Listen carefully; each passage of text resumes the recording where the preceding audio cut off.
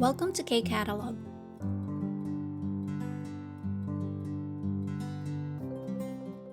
Level 4 Unit 2 Textbook, page 27. Grammar part na tayo. First grammar natin, dongsa, verb, or 형용사, adjective, plus the grammar, 을뿐만 아니라. Sa explanation natin, ang sabi, 어떤 사실에 대하여 다른 상황도 있음을 나타낼 때 사용한다. Ang sabi niya, you use this grammar, yung 을뿐만 아니라, to indicate that there are other circumstances in addition to a certain fact. Okay? So, sa Tagalog, karagdagan. Gagamitin mo tong grammar na to kung meron kang karagdagan bukod pa dun sa sinabi mong katotohanan. Okay? So, sa English, ang pwede nating isipin na term dito is yung not only, tapos yung karagdagan mo, but also. Okay? Sa Tagalog naman, hindi lamang, tapos yung idadagdag mo, no? Kundi, pati, yan. Or, yung mas natural siguro na paraan ng pagsasabi natin, no, sa Tagalog. So, hindi lang, tapos minsan may dinadagdag tayo na basta. Pwedeng wala, pwedeng meron. Tapos pag idudugtong natin, din. Okay? So, hindi lang basta maganda, matalino din. So, kunyari, dinidescribe natin, no, yung isang tao. So, hindi lang siya basta maganda, matalino din. Okay? So, yun yung gamit ni 을뿐만 아니라. So, for beginners, pwede nating ihalin tulad to dun sa grammar na go. Okay? Yung gurigo na pinaikse, no? Example nun, sabi ko kanina sa example natin, hindi lang siya basta maganda, matalino pa. So, 예쁘고 똑똑해요. But this one, we are in level 4, so advanced na tayo. Ito yung pwede nating gamitin na grammar na mas advanced kaysa sa go, no? Yung 을뿐만 아니라. So, same yung ibig sabihin. May dagdag ka, no? Bukod dun sa una mong sinabi. So, this one, tingnan natin yung example niya sa una. So, sabi ni Guchon, 잠실 씨, 고향에는 대가족이 많아요? 잠실, do you have a large extended family in your home? So, sinasabi niya dyan, tinatanong ni Guchon if madami bang 대가족, no, yung extended or large family dun sa lugar nila Jamshid. Sagot si Jamshid, 네, 부모님을 모시고 살 뿐만 아니라 여러 세대가 함께 사는 경우도 많아요. Yes, not only do we live with our parents, but there are also many cases where several generations live together. So, yun, no, nagamit yung sa English part na not only, but also. Sa Tagalog naman, sabi niya, ay opo. So, hindi lang basta nakatira kasama ang mga magulang, madami ding cases or kaso kung saan ilang generations ang magkakasama sa bahay. So, again, no, yung yoro sede, ibig sabihin yan, ilang generations yung magkakasama. Yan yung natutunan natin sa vocabulary part. And then, if manotice nyo dito yung ginamit na word is yung verb na salda. And since si salda is ending with real batchim, kapag tinanggal mo yung da, ang nadagdag na lang technically is yung punman anira. Okay, mamaya discuss natin yan dito sa rules. Next example, 부모님 모시고 식사하려고 하는데 본위기 괜찮은 식당을 알아요? I'm planning to invite my parents for a meal. Sabi niya, no? Nagpaplano ako na kumain kasama yung mga magulang ko. Budwigi 괜찮은 식당을 알아요? Do you know any restaurant with a nice atmosphere? So, may alam ka ba na kainan kung saan okay or maganda yung atmosphere? Sagot si na. 시청 옆에 있는 식당이 분위기가 좋을 뿐만 아니라 음식도 맛있어요. Sabi niya, the restaurant next to the city hall, so yung kainan sa tabi. Okay, so yung kainan sa tabi ng city hall. Okay, so hindi lang basta maganda yung atmosphere. Masarap din ang pagkain. Okay, so sabi niya in English, not only has a great atmosphere, itong part na to, but also the food is delicious. Okay, so this one, ang ginamit na word is yung adjective na jutta. Okay, So, dito tayo sa third example natin. 요즘은 결혼하고 맞벌이를 할 뿐만 아니라 주말 부부로 지내는 경우도 많다. Anong sabi? These days, many couples not only get married and both work, but also live as weekend couples.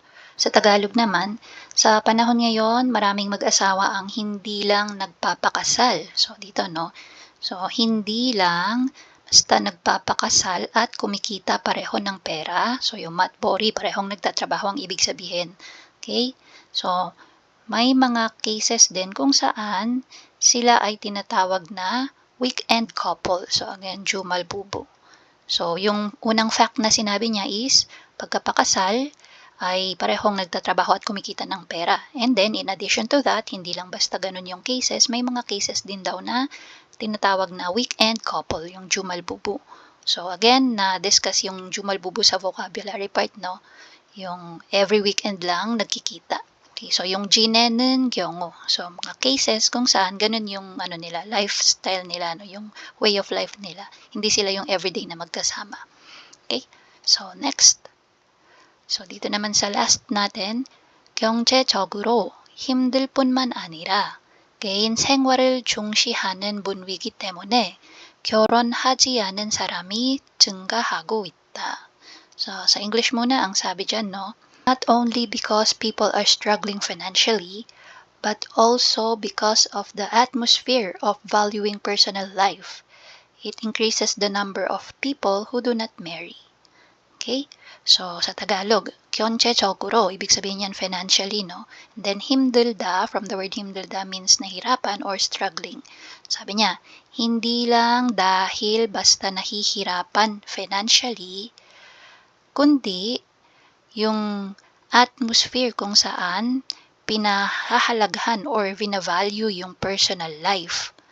Ang dahilan kung bakit maraming tao ang hindi nagpapakasal. So, pagdating dito sa Tsungahago Ita, sabihin kasi niyan is increasing, no? Okay, so yun yung sinabi ko na maraming tao. Ibig sabihin dumadami yung bilang ng tao na hindi na nagpapakasal. Bakit? Ano yung dalawang sinabi niya? Yung una, dahil nga nahihirapan financially at sa karagdagan, yun ngang they value more yung personal life. Okay? So, kasi pag, di ba, nagpakasal ka na, hindi na lang yung sarili mo ang center, di ba? I-include mo na yung husband or wife and yung magiging anak nyo. Okay? So, this time, ang ginamit na word is yung adjective na 힘들다. Okay? So, kanina, dito sa taas, ang ginamit naman is yung verb na hada, to do. Now, let's discuss yung rules. Pareho na pwede kayo verb and adjective. And pareho yung mag-a-apply na rule, no? So, kapag may batchim yung verb or adjective, you add ulpun man anira. Kapag wala namang batchim, real pun man anira. So, this one, no? Mokta, chutta, parehong may batchim. So, mogul pun man anira, joul pun man anira. Pag walang batchim, like kyoron hada, moshida, yan. So, real pun anira. Okay. Tapos, kanina, katulad sa first example, salda, yung mga verb or adjective na nag-end sa real batchim after ma-drop yung da. So, ang mangyayari is, as is yung real batchim and ang idadagdag na lang is yung punman anira. Another example na real batchim, so salda is verb, no? Yan, so bigay tayo ng hyongyongsa naman. So, this one is molda, malayo, far. So, magiging, drop mo si da, and simply add punman anira. So, mol, punman, anira. Okay? So, that's for the grammar, punman anira. So, gawin natin yung first activity. 사배 사 example 나된 요즘 가족이 형태가 점점 다양해지는 것 같아요. It seems like family forms are becoming more and more diverse these days. Sa Tagalog, sa panahon ngayon, sa tingin ko, yung anyo ng pamilya ay paunti-unting dumadami. Okay? Or yung klase ng pamilya ay paunti-unting dumadami. Tapos dito ang sagot niya, 네, 내 가족이 점점 없어질 뿐만 아니라 홀로 사는 노인이 많아지고 있어요. Sabi niya, yes, not only are extended families disappearing, so dito na, opo, hindi lang basta paunti-unti nang nawawala yung mga extended family, tapos yung kasunod, no, 홀로 사는 노인이 많아지고 있어요. So, ibig sabihin ng 많아지고 있어요, dumadami. Okay, so also, more and more elderly people living alone. Okay, so 홀로, mag-isa, na naninirahang matatanda. Okay, so yun yung dumadami. Okay, so this one kasi nga hindi na nagpapakasal, hindi na nagkakaanak, or hindi nag-aanak pala, kaya ayun, mas dumadami na yung mga matatanda, no, na mag-isang naninirahan. So dito tayo sa example, no, dito niya kinuha yung te 가족이 점점 없어지다. So itong part na to. 대 가족이 점점 없어지다. 대 가족이 점점, tapos pagdating kay 없어지다, dyan niya nilagay yung ulpunman anira na grammar. Okay, so 없어지다, walang batchim, kaya real punman anira. And then, dinagdag niya lang si 홀로 사는 노인이. Ayan. And then, pagdating dito sa 많아지다, so I want you to take note of this. Dito ginawa niyang 많아지고 있어요. So technically, go 있어요 lang yung dinagdag niya, no? Pero, this one, we're talking about yung changes na nangyari. Okay, so kung dati may ganito, ngayon, wala na. So, kaya niya ginamit dito yung instead na manta, 많아지다. Okay, so if maalala niyo yung grammar natin na aohejida, kapag may sinasabi kang pagbabago na nagaganap, no, dun sa situation or dun sa dinidescribe mo. Kaya dito sa 1, 2, 3, and 4, so we're going to add yung aohejida, okay, as our ending. Tapos, dadagdag din natin si ko isoyo. So usually, ang ending natin is ajigo itta or ajigo isoyo, 어지고 있어요, 해지고 있어요. So, isulat ko muna dito yung gagamitin natin na ending, no? So, he, tapos, 지고 있다. Okay, or 지고 있어요. Okay? So, dalawa yung grammar natin dyan for the ending. Ayan. So, gawin natin example, yung number 1. So, pagdating dito sa first part, as is na yan, hindi natin babaguhin. Ang mababago is yung sagot dito, no? Okay, so yung number 1. 맞벌이 부부가 많다. So, dito natin idudugtong si 을뿐, 리을뿐 아니라. So, drop mo si da, may batchim, kaya 을뿐만 아니라. Dikit natin. Magkadikit dapat si pun at si man. And then, dadagdag na natin si 집안일을 전업으로 하는 남편이, pagdating kay nilda, drop mo si da, and then, so if maalala nyo yung rules for aohejida, parang sa ayo, oyo, heyo, no? So kapag yan, usually yung kadugtong niya. So, 늘어, and then, 지고 있어요. Okay? So again, yung for number 1, 맞벌이 부부가 많을 뿐만 아니라 집안일을 전업으로 하는 남편이 늘어지고 있어요. So ibig sabihin nun, not only there are many dual income couples, but also the number of husband who do housework full-time is increasing. Okay, so sa Tagalog, hindi lang basta dumadami yung mga mag-asawang kumikita ng pera, kundi dumadami din yung bilang ng mga asawang lalaki na gumagawa ng gawaing bahay. So, jibanil, no? And then, jono puro, ibig sabihin, buong araw nasa bahay lang, no? Parang baligtad sila yung, instead na housewife, house husband, okay? So, yan, may mga cases, dumadaming cases na sa ganong klase ng pamilya these days. Next, number 2. 성인이 되면 독립하는 사람이 늘다, magiging, so this one, no, real batchim na yung kanyang end, kaya punman anira na lang yung idadagdag natin.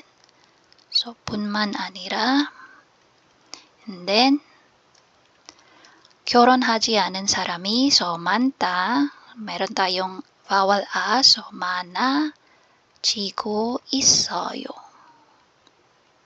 For number 2, yung sagot natin, 네, 성인이 되면 독립하는 사람이 뿐만 아니라 결혼하지 않은 사람이 많아지고 있어요. So, ano ibig sabihin nun? Not only more and more people become independent as adults, but also many people do not get married. Okay, so sabi niya dumadami, hindi lang basta dumadami yung tao na nagiging independent kapag sila ay naging adults na, kundi hindi na din sila nagpapakasal. Okay, so yun yung ibig sabihin, no? Number 3. So, 결혼하면 대부분 분가해서 살다. So, same case with nilda, real 받침. So, 뿐만 아니라 na lang ulit ang idadagdag. And then, 아이를 낳지 않은 부부가 많아지고 있다. Or 있어요. Okay, number 3, answer. 결혼하면 대부분 분가해서 살 뿐만 아니라 아이를 낳지 않은 부부가 많아지고 있어요. Ano ibig sabihin? Not only most couples live separately after marriage, but also many couples do not have children. Okay, so sa Tagalog, hindi lang basta dumadami yung mag-asawa na bumubukod pagkatapos magpakasal, kundi marami ding bubu couples ang hindi nag-aanak. Okay? And then number 4, 다문화 가족이 증가하다 magiging hal뿐만 아니라. Okay, kasi walang 받침 si 증가하다. Okay, dugtong ulit natin si man. And then 여러 원인으로 한 부모 가족이 So yung hada magiging 해. So 해지고 있어요. Number 4 answer. 네, 다문화 가족이 증가할 뿐만 아니라 여러 원인으로 한 부모 가족이 증가해지고 있어요. Ibig sabihin, not only multicultural families are increasing, but also single-parent families are on the rise due to number of factors. Okay? So, dito muna tayo sa 여러 원인. So, 원인 ibig sabihin is reason, okay, or factors ng kung bakit han bumukajok. May mga cases na dumadami na mag-isa na lang ang parent, no? So, hindi na parents, parent na lang. Yung mag-isa lang ang nagpapalaki ng bata. So, again, like nung binanggit ko sa vocabulary, iba't ibang reason, for example, namatayan ng asawa or partner, o kaya naman divorce, tapos nasa kanya yung custody ng bata, o kaya naman wala talaga siyang asawa, nag-ampon lang siya, so yung mga ganong cases. Yan, so damonwa kajok, multicultural family. So again, no, hindi lang basta dumadami yung numbers ng family na multicultural, kundi dumadami din yung mga single parents because of many reasons or factors. Okay, so that's for activity number 1. Now let's go sa number 2. Sabi daw me de. So by the way, dito pala sa numbers 1 to 4, no, hindi ko na lang dinagdag yung ne. Pero like this, no, merong ne sa unahan. Yan, you can add or pwedeng hindi na din. So anyway, dito tayo sa number 2. 사배 다음 대해서 친구와 이야기해보세요. So talk about these topics. First, 지금 살고 있는 집, the house I live in now. So yung tinitirahan kong bahay ngayon. 다니고 있는 직장, current workplace. Yung lugar na pinagtatrabahuhan at the moment. And then, 고향의 요즘 날씨. So yung current weather sa hometown mo. Check natin yung binigay niyang example na sagot. 지금 제가 살고 있는 집은 산이 가까이 있어서 전망이 좋을 뿐만 아니라 공기도 좋아요. So, ito yung pinili niyang topic, yung tinitirahan niyang bahay at the moment. Sabi niya, the house I live in now is close to the mountain. So, not only does it have a great view, but the air is also fresh. Okay, so yung bahay na tinitirahan ko ngayon ay malapit sa bundok. Kaya naman, maganda, hindi lang basta maganda ang view, kundi malinis din ang hangin. So, pag sabing 공기도 좋아요, no? Malinis or fresh yung hangin. So, gawan natin tong 다니고 있는 직장. So, pwede natin gawin dito, 지금 다니고 있는 직장은 지금 다니고 있는 직장은, and then pwede nating sabihin bukod sa malapit na sa bahay ay sobrang mabait pa nung mga katrabaho ko. Okay, so paano yun?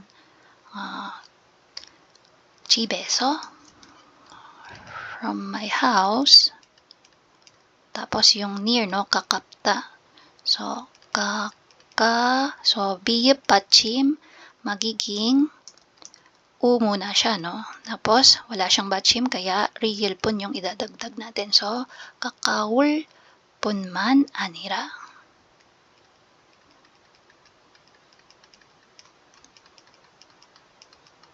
And then, ano pa yung dadagdag natin? Mababait pa yung mga katrabaho ko. So, 동료들도. Okay, so 동료. ayusin natin. 동료들도. Tapos, 친절하다. So, 친절해요.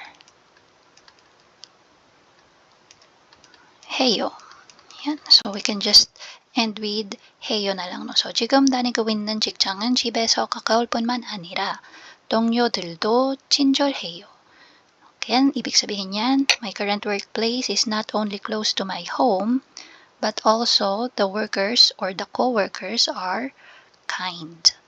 Okay, so next, number 2. 고향의 요즘 날씨. So, about sa weather naman. So, kunwari, ang weather sa atin ngayon sa Pilipinas is, ayokong sabihin yung maulan, mabaha, ayan. So, kanyari na lang, ang weather ngayon sa Pilipinas is warm, and at the same time, mababa yung humidity. Ayan. So, paano natin sasabihin? 고향의 요즘 날씨는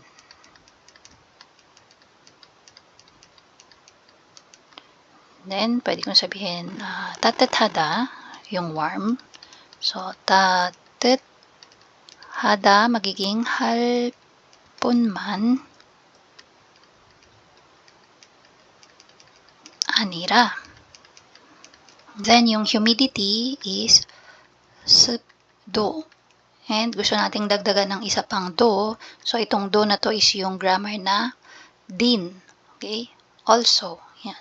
So, 습도도 낮아요. Okay? So, 낮아요, mababa. Or, pwede nating dagdagan pa, no? 낮아서. Magre-reason tayo. 상쾌하다. Gamitin natin yung word na to. 상쾌하다, magiging 상쾌해요. Gawin nating present form lang, no? So, ibig sabihin ng 상쾌해요 or 상쾌하다 is refreshing, no? Yan, nakaka-refresh kapag mababa ang humidity, hindi siya malagkit sa pakiramdam. So, again, 고향의 요즘 날씨는 따뜻할 뿐만 아니라 습도도 낮아서 상쾌해요. Ibig sabihin, the weather in my hometown these days is not only clear, but also has low humidity, so it feels very refreshing. Okay? So, kung gusto mong lagyan ng very, yan, you simply add aju.